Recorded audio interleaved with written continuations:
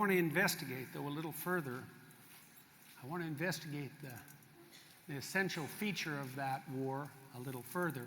And while doing so, I want to weave together the themes of the conference. We're at odds with one another about identity. And in order to reduce the tension and bring about a new psychological integration and a proper social peace, we can't merely criticize the suggestions about what identity constitutes that have been brought forward. We have to offer an alternative.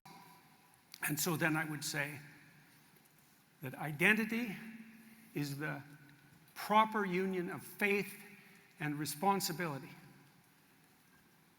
And then you might say, how does a proper identity unite faith and responsibility?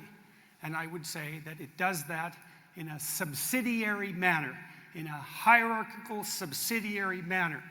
Now, if you're beset with conflict subjectively and in your society about what identity constitutes, you need a counter position that's well developed. So, identity is the proper union of faith and responsibility, and proper identity is subsidiary in structure. All right, so let's take that apart. First slide. And that's the truth. That's the truth. It's not some superstition. It's not some primitive defense against death anxiety. It's not the opiate of the people, right? It's the call to divine responsibility. And to the degree that each of us act that out in the confines of our own life, we do what I suggested at the beginning of this conference, which is tilt the world towards heaven and away from hell, to set the world straight. My sense is that if enough of us realize that sufficiently, there's nothing we couldn't accomplish. There's no desert we couldn't make bloom. There's no reason for zero-sum Malthusian pessimism, right?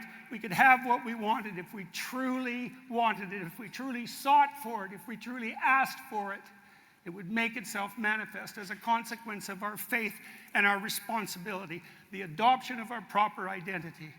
And so you're invited to do that as the individuals, the worthy individuals that you are, who were called to this place because you had let enough of the light inside of you out to shine enough on other people so that your value was clearly made manifest. And we tried to gather 1,500 people together who had done that, however imperfectly, as we do such things imperfectly, to encourage them, to introduce them to other people with the same abiding spirit, and to see what we could do with all the opportunity that we have in front of us.